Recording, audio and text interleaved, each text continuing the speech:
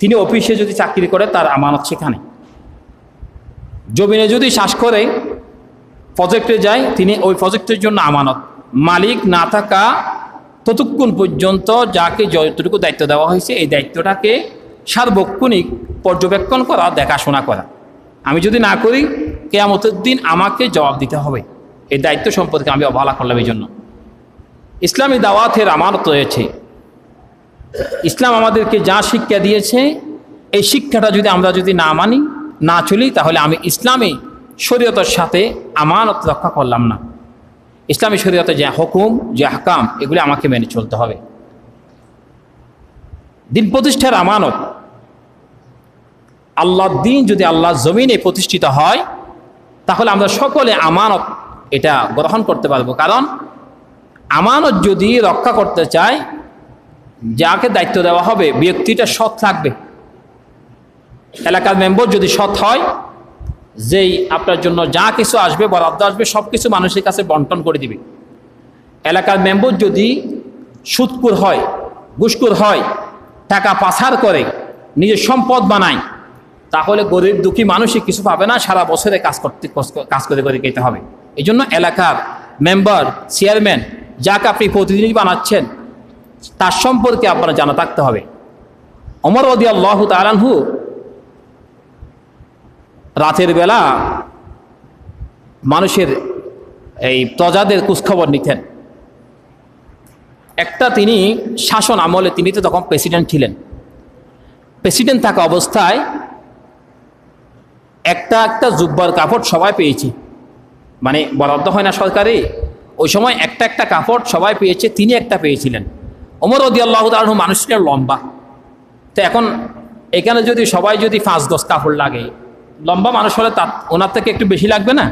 ওমর রাদিয়াল্লাহু তাআলা আনহুর এই কাপড় দিয়ে ওনাকে যে জুব্বা বানাবেন পরিধানের জন্য, এটা হচ্ছে না। তো সন্তান ছিলেন, সন্তান বলল যে বাবা, আপনি যে কাপড় পেয়েছেন এটা দিয়ে আপনার তো জুব্বা হচ্ছে না, এটা পরতে পারবেন না, আমারটা শুদ্ধ আপনি নিয়ে ফেলেন। এরকম বলে ওনাকে এটা দিয়ে ফেললেন। পরবর্তী জুমার সময় ওমর রাদিয়াল্লাহু তাআলা আনহু কাপড়টা সেলাই করার পরে যখন নামাজের জন্য আসলেন মসজিদে নববীতে, একজন ব্যক্তি ওমর রাদিয়াল্লাহু তাআলা আনহুকে প্রশ্ন করলেন, ইয়া আমিরুল মুমিনিন, আপনি তো লম্বা মানুষ, আমরা তো আমাদের একটি সাইজ আছে, আপনার তো কোনো সাইজ নেই, আপনি তো হাইট লম্বা, উচ্চতা বেশি আপনার, তো এই কাপড়টা আপনার তো আপনি কাপড় বেশি নিয়েছেন। ওমর রাদিয়াল্লাহু তাআলা আনহু এই কথা শোনা মাত্র আলোচনা করতেছিলেন, আলোচনা বন্ধ করে দিয়ে ওমর রাদিয়াল্লাহু তাআলা আনহু বললেন, এই মুসল্লিয়ানে কেরাম, এই সমাবেশ, আমি তোমাদেরকে শুনিয়ে দিচ্ছি, আমি একটা কাপড় করে তোমরা যেমন পেয়েছ, আমিও একটা কাপড় পেয়েছি, বেশি পাই নাই, কিন্তু আমার কাপড়টা কাটো হচ্ছে বিদায় আমার সন্তান আমাকে বলল, বাবা আমার কাপড়টা আপনি নিয়ে নেন, যেহেতু আপনি মসজিদে নববীতে মানুষকে দাওয়াতি কাজ করেন, খুতবা দিবেন, আপনি আমার কাপড়টা নিয়ে কাপড় বানিয়ে ফেলেন। আমি আমার সন্তানের কাপড় নিয়ে, আমার কাপড়, দুজনের কাপড় নিয়ে আমি কাপড় বানিয়েছি, আমি সম্পদ, সরকারি কোনো সম্পদ আত্মসাৎ করি নাই। এরকম যদি শাসক যদি সমাজে যদি আসে, তাহলে আপনাকে গিয়ে আমাকে 10 কেজি চাল দেন, 20 কেজি চাল দেন, আমাকে আমার বাড়ির মধ্যে কিছু না সেটা বলতে হবে না, আপনাকে গিয়ে বাড়ির মধ্যে গিয়ে বলে দিবে তোমার কাছে কি আছে কি নাই, সেটা জনগণের কাছে গিয়ে খোঁজখবর নিবে। আমরা এইরকম মানুষ সমাজের মধ্যে চাই। এরকম মানুষ যদি হয় তাহলে আমাদের হক আমাদের কাছে পৌঁছিয়ে দিবে, আমাকে গিয়ে ভিক্ষা করতে হবে না। এখন মুসলমানরা ভিক্ষা করতেছে আর হিন্দুরা ভিক্ষা ছেড়ে দিচ্ছে। হিন্দু যদি ভিক্ষার জন্য যায়, হিন্দুর দোকানে যদি হিন্দু ভিক্ষার জন্য যায়, তাকে প্রহার করে, মারধর করে, তুমি কেন ভিক্ষা করার জন্য আসলা?